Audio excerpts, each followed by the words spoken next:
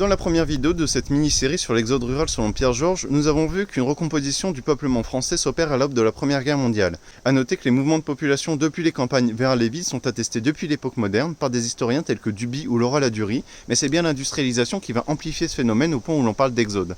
La mécanisation de l'agriculture a eu pour conséquence de faire disparaître la classe dominée du paysage social rural, remplacée de manière épisodique par de la main-d'œuvre étrangère. Avec le développement d'une pensée comptable de l'agriculture, certains types de plantations sont délaissés pour privilégier les plus productives. Cela fait baisser le prix des produits alimentaires et met en difficulté une partie de la classe dominante que Georges appelle la classe moyenne paysanne. Cette dernière se met à calculer les revenus de son travail, souvent de manière erronée, et à les comparer au niveau de vie des ouvriers sans prendre en compte les dépenses liées à la vie urbaine. Cette classe moyenne se sent alors frustrée et abandonne les espaces ruraux au profit des villes, espérant y trouver une meilleure qualité de vie, ce qui accentue la saignée démographique des campagnes. Cette période marque la mort du paysan et la naissance de l'agriculteur, chef des grandes exploitations mécanisées tournées vers la monoculture et soutenu par les pouvoirs politiques après la Seconde Guerre mondiale.